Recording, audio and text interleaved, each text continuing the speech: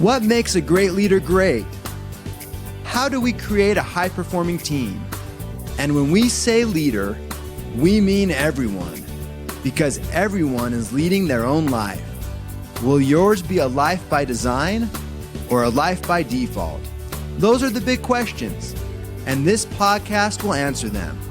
Welcome to the Becoming Your Best podcast, where we help you apply the 12 principles of highly successful leaders, because great leaders will produce great results.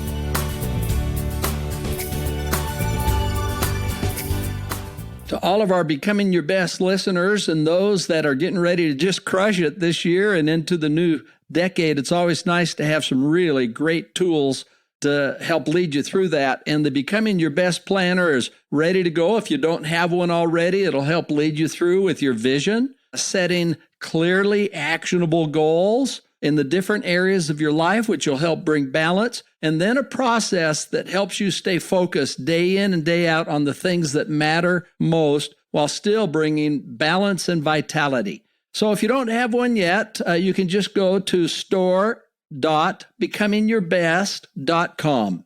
That's store.becomingyourbest.com. And to get 25% off on your planner, just put in the promo code 20 planner and lower cases 25. So that's the number 20, planner and lower cases, and the number 25. And here is to a fabulous new year. This is your host, Rob Schallenberger, joined here today by a good friend, Lance Allred, who's just making ripples throughout the world and doing some incredible things.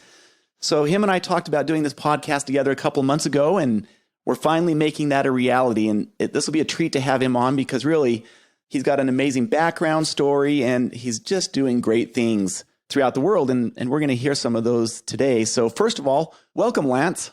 Thanks, Rob. Thanks for having me. I'm glad we were able to finally get the timing at all. So I'm happy to be here. Yeah, well, he has such a unique background. He was the first legally deaf player to play in the NBA.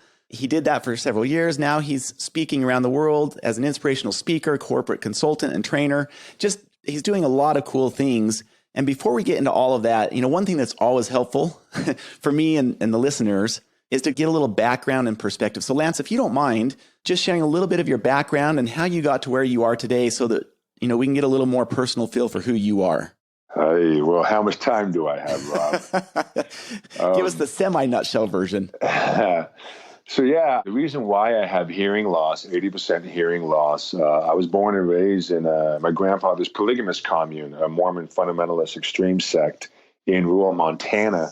And there were no concerns or thoughts of something called the RH factor. My mother was a negative, I was a positive blood type. And so her body was killing me off. And so when I was born, I was nearly dead.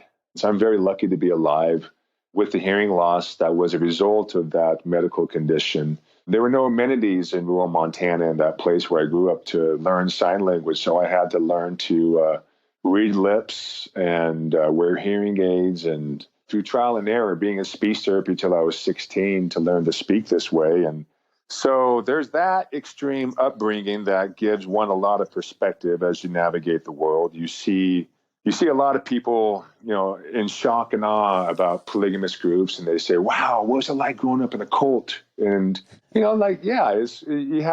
have perspective, but then you're able to see how you see cult behavior everywhere you go. You don't have to be in a tiny religious sect, but to me, cult mentality is seeing and hearing only the things you want to see and hear. And by that definition, a cult could be professional sports teams and their fan base. It could be a political ideology. It could be a lot of things. So I had that as a background giving me perspective. And when my family broke away and we went into hiding, my father blew the whistle on child abuse and money laundering when I was 13. We had to go into hiding for about 6 months, seeing lots of the human psychology hiding behind the mask of religion, learning that for many people, not for everyone, I don't want to sound like a condescending brainiac or anything, but I learned very on that religion for many people is mostly psychological, that it has nothing to do with spirituality. It's more psychological and wanting to belong to a community or support, which is completely understandable, and how that need to belong was stronger than people wanting truth. And so seeing how my father was disowned by his family and friends, and all of my cousins pretty much being excised out of my life at such a very young age, it's just with those experiences and my hearing loss, watching human beings, watching their body language, as the body will always tell you more than words. The words can lie, the body never lies. And being able to use those experiences for, again, background, give me a different lens on things. But as a way to adjust to my new life when we left polygamy, 8th grade, I grew from 5'10" to 6'4", and got a late start to basketball. I was tough. I grew that much, so it was very difficult for me to get my body coordination. My gross motor skills were atrocious. My inner ear imbalance was bad with my hearing. And I couldn't play basketball with my hearing aids in due to the sweat and concussion issues, having been hit in the ear a few times. It just wasn't safe.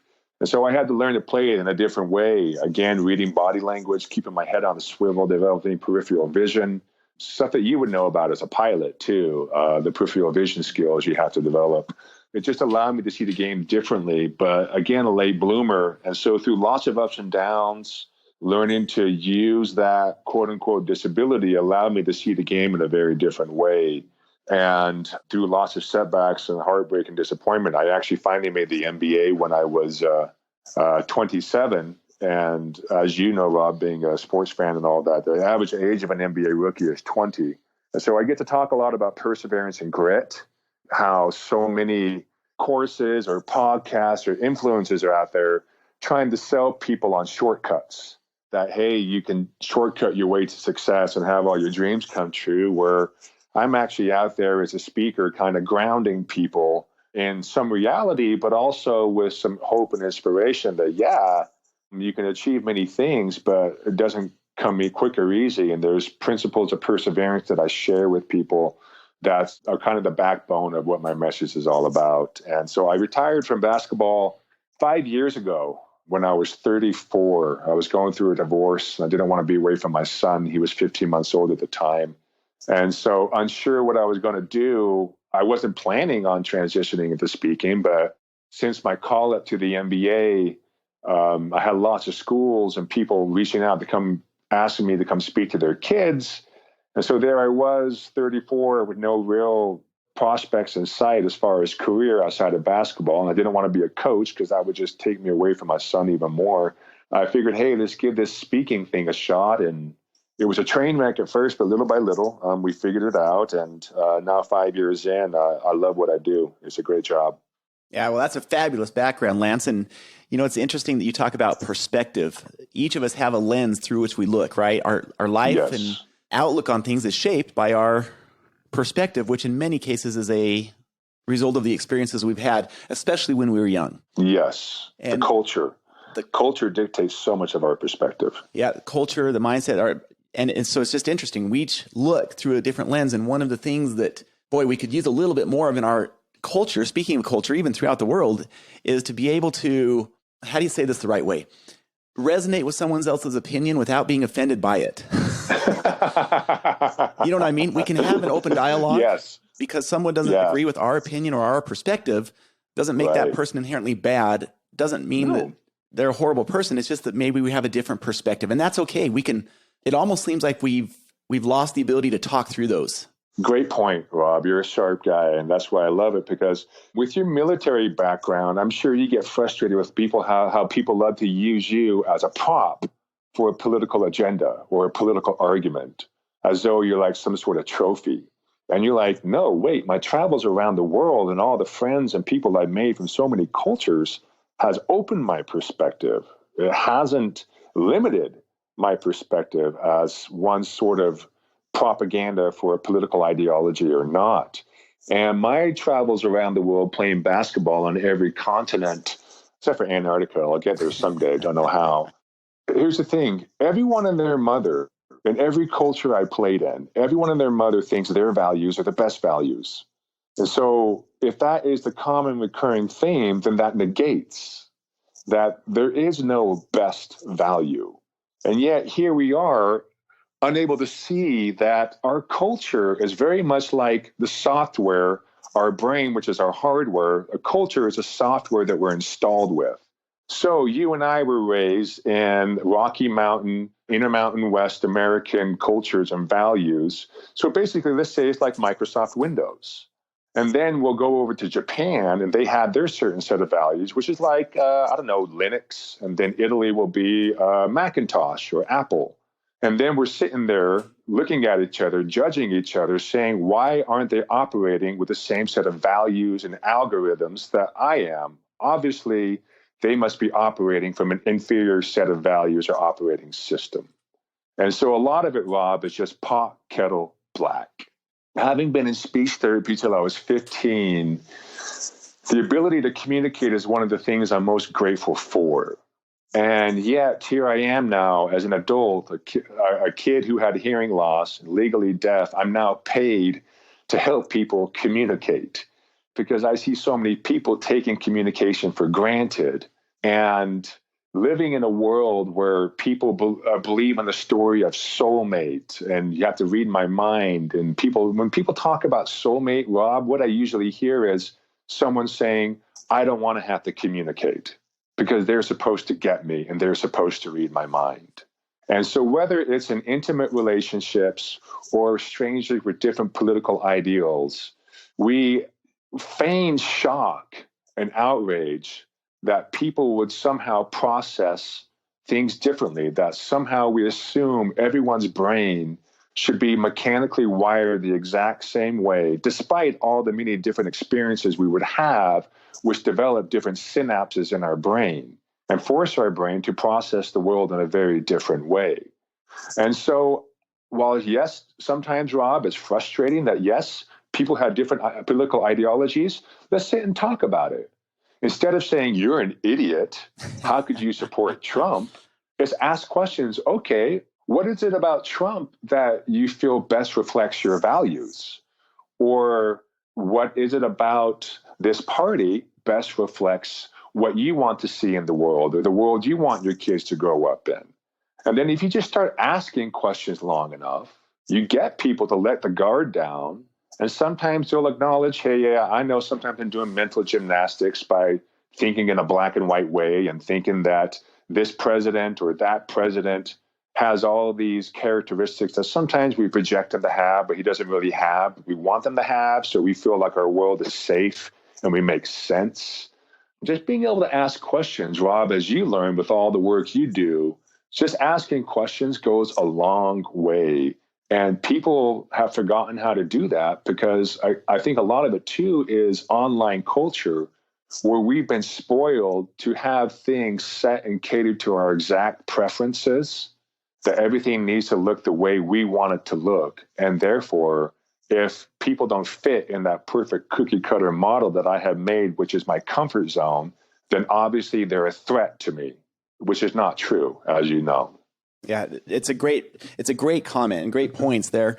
And, you know, even if there is a universal truth out there, that doesn't mean that there's not different ways that we can still live that truth, if you will, or focus on those things. And I love the way that you approached a political discussion. Instead of you're an idiot, it's the inviting questions that break down those walls that are up in so many people. Well, let's shift gears here. So you're writing a new book. It's coming out March 10th. It's called The New Alpha Male. So let's talk about that for a few minutes and tell us what that's about and what the intent and objective of that is. I'm really excited about this book. It's my fifth book. My first one, published by HarperCollins, was a memoir back in 2009 called Long Shot.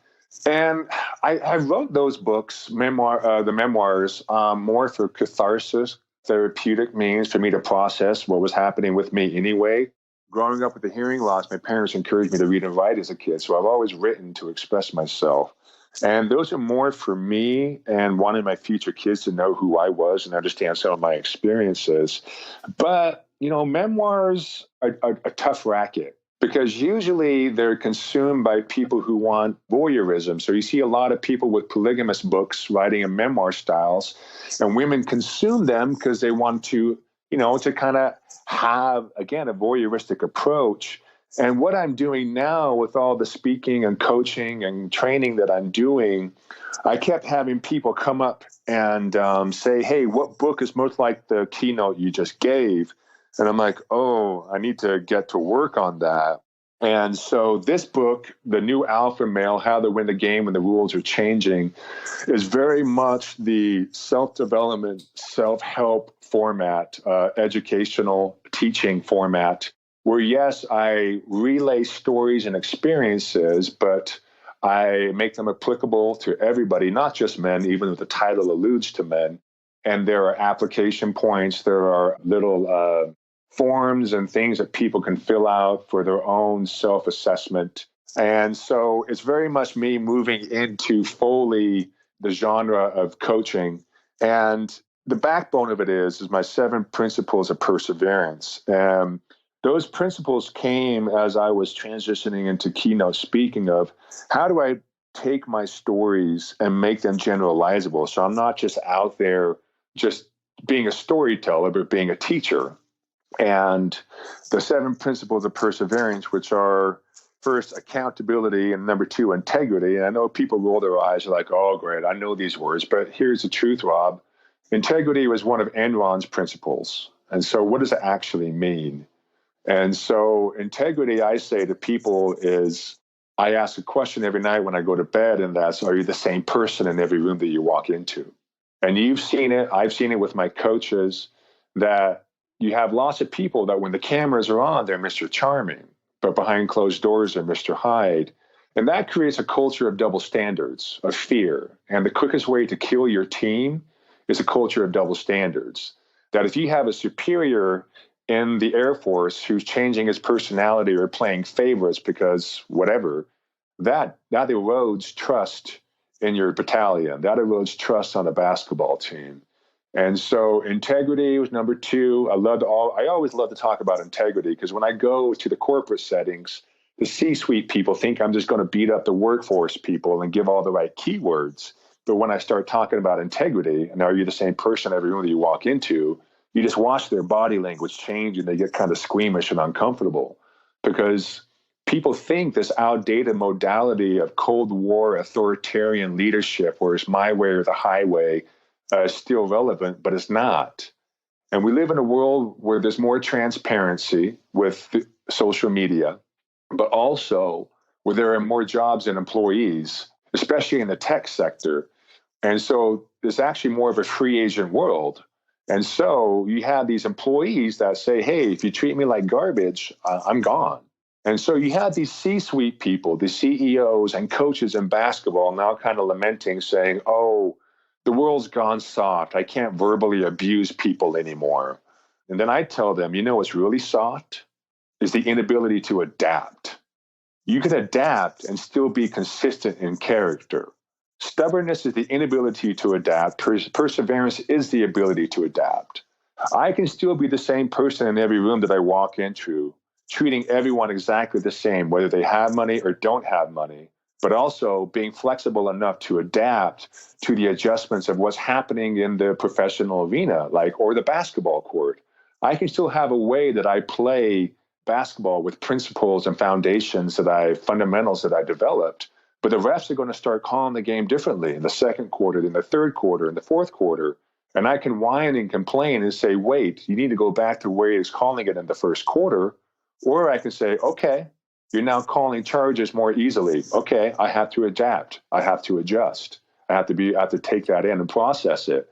And so I have the luxury of the sports background of being able to take in all these sports stories and sports metaphors into C-suite levels to really connect even the most false bravado CEO type who's sitting there with puffed chest and begin to really trigger some synapses in their brain, left and right brain, to get them to see, oh, wait, yeah. And pointing out a great irony that you have all these CEOs that love to buy front row tickets to the sporting events, cheering the athlete for making the great instinctive play, and say, oh, yeah, it was a broken play. You took the ball, you went and did something, you went and made a home run, whatever. Good job, man. You trusted your instinct. You trusted your gut. But then the next day, they'll go to work and they'll hamstring their employees and say, well, what do the stats say? Failing to learn the lesson of what the athlete is teaching, that, yes, stats inform us, but they don't drive us. And that we live in such a stat-driven, hyper-left-brained world that is thinking that we can put everything into nice little stats.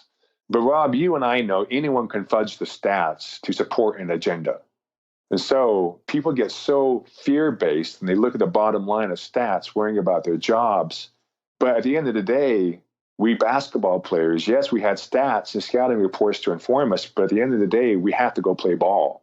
You have to be willing to just live and make mistakes and learn from those mistakes and grow from those mistakes. And yet so many companies lose that entrepreneurial edge of being willing to play to win. They're now playing to lose, and they're trying to hold on to a status quo.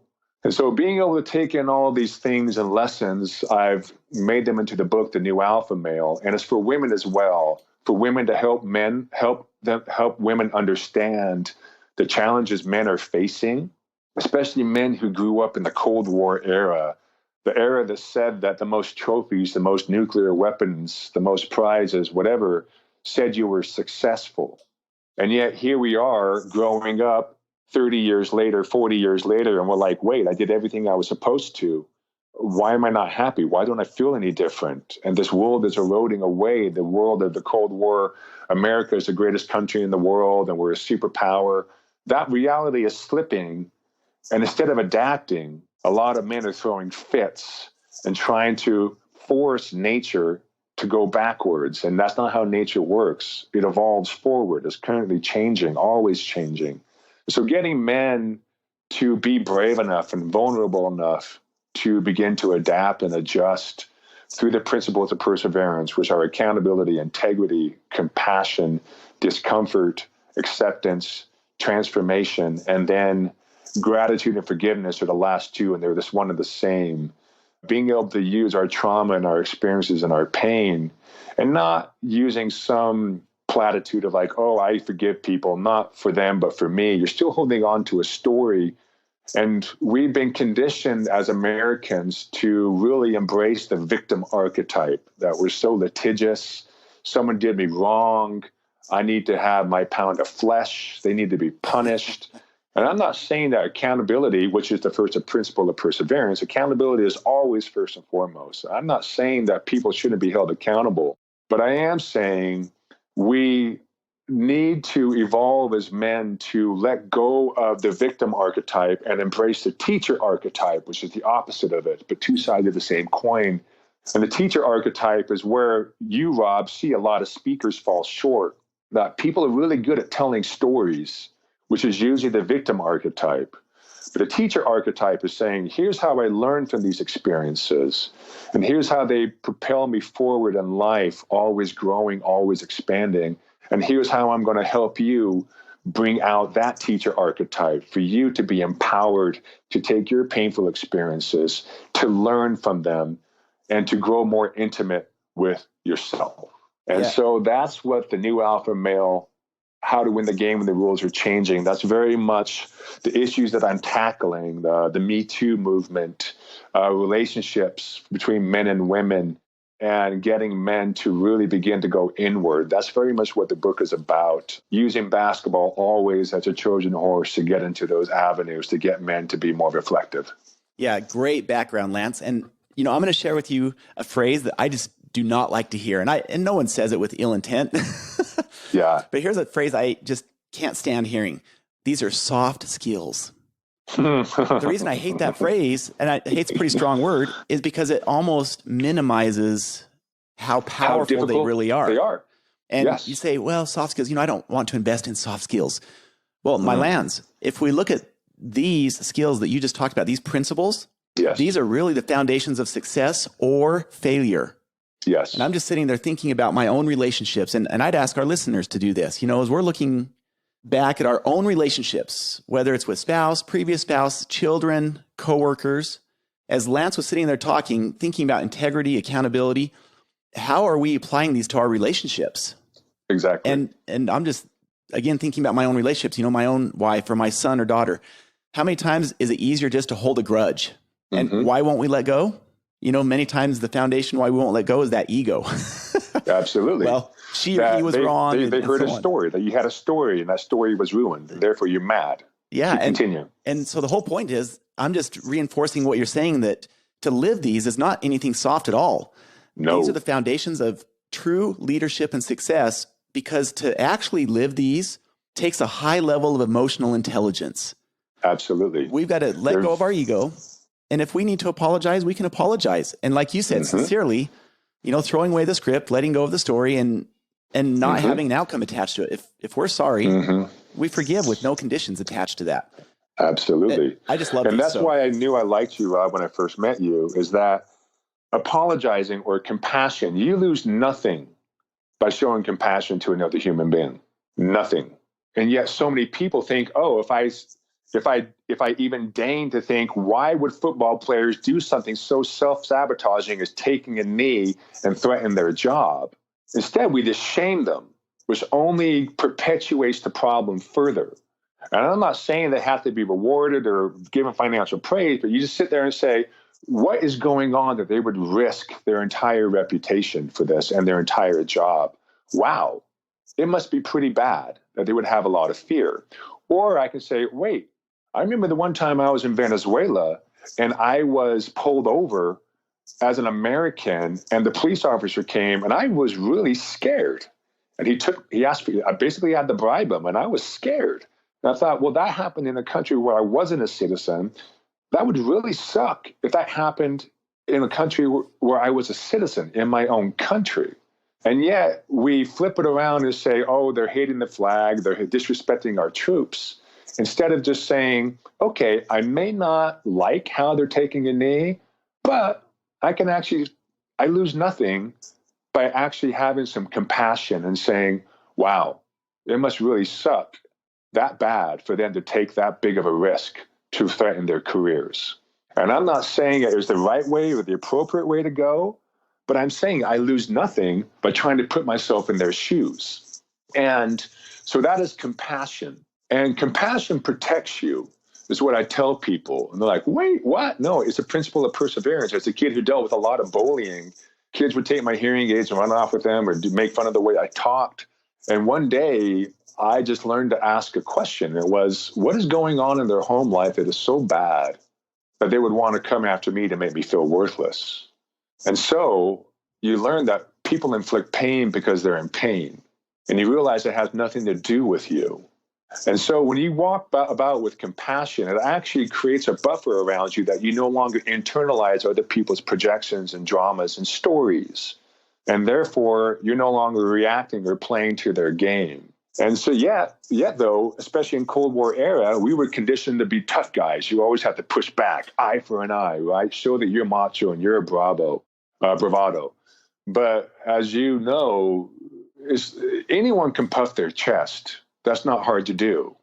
But can you actually, as you said, Rob, get your ego, get your own stories aside, and actually sit and try to put yourself in someone else's shoes and understand why are they operating this way and what is their internal narrative that would get them to behave such a way? So many people think that's weakness, but it absolutely is not. Oh, it's a huge level of strength to do that. I mean, it's huge strength. It's hard to do that in my own relationships with my son. He's 18. My script is, or my story is, he should be doing this and this. And when he's not, that takes a huge level of emotional intelligence to rise up and set aside my ego of what I think should be happening. So I think we can all relate that this is definitely not easy. It's not a weakness, it's a strength. It's the hardest one. And I get to use it every day, having gone through a divorce. Accountability and compassion. Accountability is my job to keep my side of the street clean of a failed marriage. Owning the baggage and the stories from my polygamous background, that my marriage, the women I had in my life was a reflection of my value as a man. That's a lot of pressure to bring to a relationship. We all do it. But it's my job to check that story and own my part of a failed relationship, and with compassion understand that when she is flinging back at me, understanding that she's in pain. And it's hard. And I love it how you attack soft skills. These are not soft skills. These are daily practices that I have to check myself with every day. I will always talk about the principles of perseverance. This keynote or these messages, I'll be doing it until the day I die because it's a daily reminder for myself. And so when people say they're soft skills, like, oh, no, they're not. They're very difficult to live. Yeah. Amen. Well, just like that, Lance, we're at 30 minutes. I can't believe that. Great stories, great thoughts. And I hope that our listeners will go out and get your book. This will probably be released just a little bit before March 10th, but I know a lot of people will listen to this later in the year, a couple years from now. And so it'll certainly be available. Do you have a website or place that they can go to get that book, Lance? The website, yeah, you can go to lanceallred41.com, but the new Alpha Male will be on Audible. It'll be on Kindle. You can get it on Amazon. It'll be in bookstores, distributed by Macmillan Publishers. It'll be everywhere. And so keep your eyes out for it. Shouldn't be too hard to find. Yeah, so the website, Lance Allred, ALLRED, 41.com, right? Yes. Is that correct? And then, of course, Amazon and all the other places, the new Alpha Male. Yes. Well, Lance, thanks so much for being on here. Any parting comments here before we wrap up? Well, I guess I do, in that it's just been fun to watch you, Rob, because we see enough quote-unquote speakers or influencers out there who are really good at regurgitating Wayne Dyer or Tony Robbins. But the fact that you have walked your path and you found a way to take your background in the military and make it applicable, and you do it from a heart-centered way, I just want to tell you thank you, man. And you don't do it from bravado or tough guy or rah-rah. You do it from a heart-centered way, and the world needs more of that. So thank you. Well, thank you, Lance. And again, thank you to all our listeners. The hope is that these really add value to your lives, to your relationships, to your success in your business and whatever ventures you're involved in. So we appreciate Lance coming on the podcast today. Wish him the best. And we hope that everyone out there listening remembers that one person can make a difference. And we hope you have a fabulous week. Thank you for listening. Would you like help to apply the 12 principles of highly successful leaders in your life, in your family, or in your organization? Call us today at 888-690-8764 to speak with a helpful representative to evaluate your situation and how we can help. Or you can visit becomingyourbest.com. Whether it's a corporate training event, keynote, workshop, trainer certification, or personal coaching, it would be our pleasure to serve your needs. Once again, call 888-690-8764 or visit becomingyourbest.com today.